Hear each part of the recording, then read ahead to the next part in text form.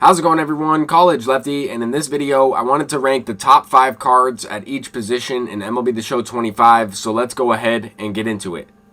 And I already know that a lot of people are going to disagree with some of my predictions, and that's perfectly okay. I don't really think that a lot of the cards ranked later on in the list are that much different than some of the cards at the top of the list. Obviously, some of the 99 overall players have, I guess, a larger gap in between, maybe like a 90 overall card. But I really think some of the top pitchers in this game are all the pitchers that have outlier as well as double outlier, like this John Donaldson. And to me, I really don't think Randy Johnson is that much worse than Roger Clemens. And in some ways, depending on your opponent, I think Randy Johnson is a little bit better than Roger Clemens. But cards with lower clutch are going to be on this list, kind of like Jason Varitek. I feel like you can get away with using that card, or Mike Napoli, depending on the difficulty that you're playing on. Obviously, I'm not ranking these cards on GOAT difficulty or even Legend difficulty. I'm ranking some of the cards on, I would say, All-Star and Hall of Fame for the most part. We're getting into some catchers now here, and I think that there's very limited catchers in this game. If you have both Carlos Santana and Jorge Posada, you're probably using Jorge Posada behind the dish, Carlos Santana at first base. But now we are getting into some first basemen. And you guys are probably going to disagree with my Babe Ruth ranking here. Some people mentioned using Lance Berkman in the last video. Lance Berkman is a great card. I think I would have him, probably in the top 15 first baseman. Not necessarily a card that I'm looking to use.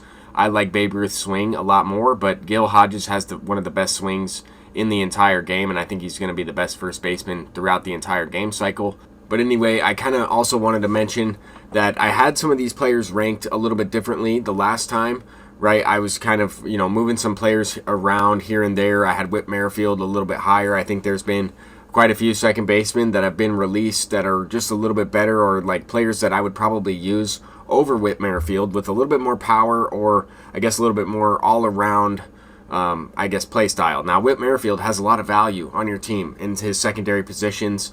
Inside edge is a big factor. Like if Ketel Marte is playing down, obviously he's not the number one second baseman. I would probably use Jorge Polanco or somebody else like Ozzie Albies.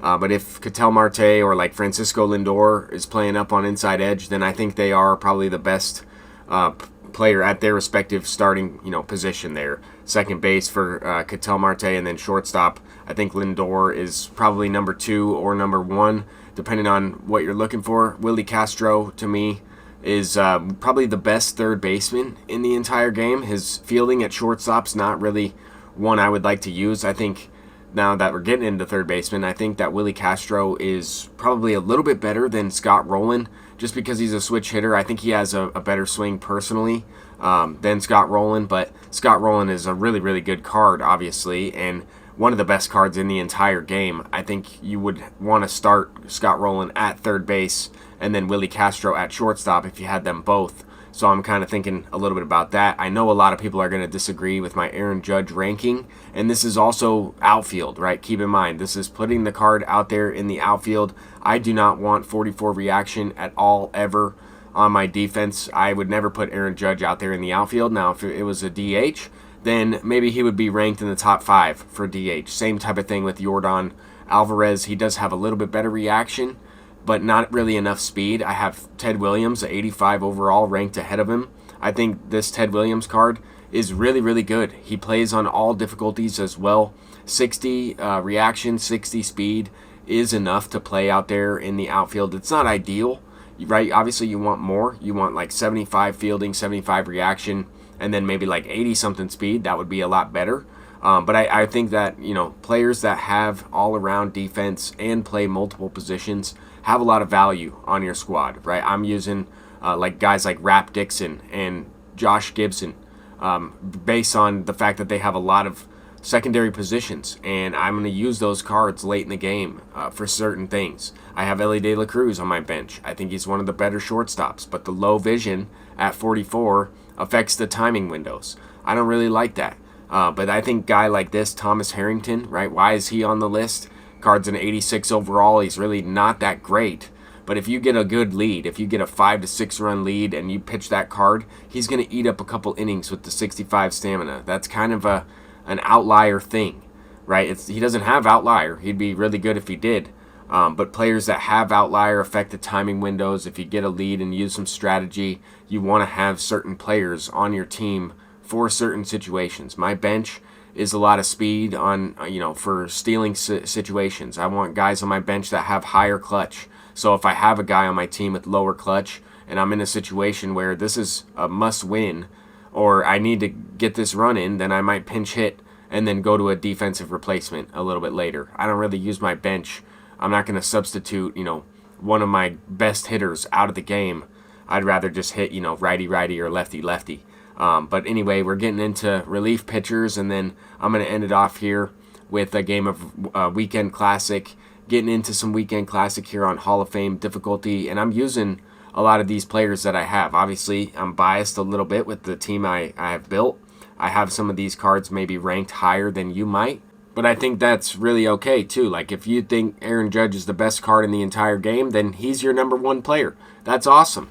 But I'm going to go ahead and use the players that I do well with or that I play better with. I mean, here's Ted Williams, lefty, Hall of Fame difficulty off Fernando Valenzuela. And I don't think Fernando Valenzuela is that good of a pitcher. Obviously, if you're playing on GOAT difficulty, he's a great pitcher. I think the screwball is a tough pitch to hit on GOAT difficulty or even Legend.